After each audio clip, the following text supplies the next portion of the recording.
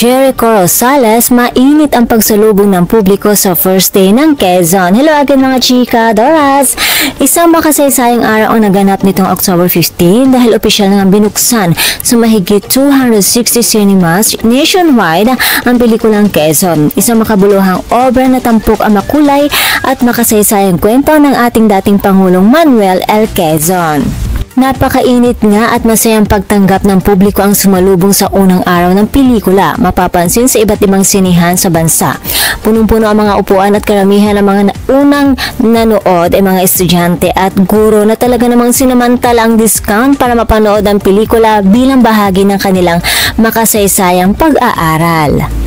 At isa sa mga highlight ng first day showing, personal na umikot si Jericho Rosales sa ilang sinihan para sorpresahin ang mga manunood. Makikita sa mga kuhang video clips ang saya ng mga estudyante, teachers at fans na bigla nilang makita si Eko ng personal.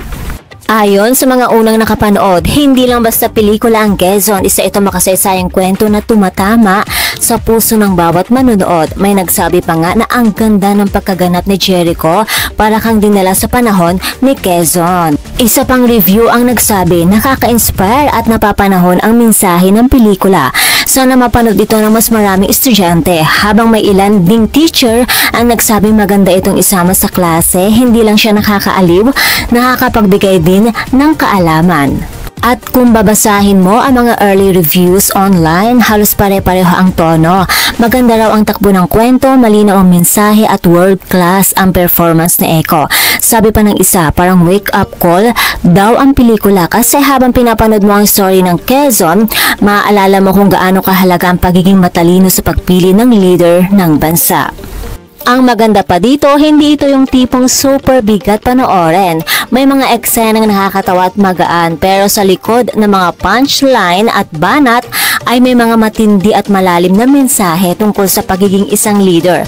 Kaya nga sabi ng isang reviewer, nakakatuwa raw at witty ang pelikula, pero habang pinapanood mo, nahihypnotize ka at nadadala sa kwento. Ilan pa sa mga papuring narinig sa labas ng sinihan, worth it ang bawat minuto, ramdam mo yung puso ng pelikula, bihira ka makakita ng ganitong kalidad sa lokal na pelikula. Sa bawat ngiti, palakpak at papuri ng mga manonood, kitang-kita na malaking epekto ang pelikulang ito sa publiko. Hindi ito basta love story o drama lang, ito ay isang paalala ng ating kasaysayan bilang mga Pilipino.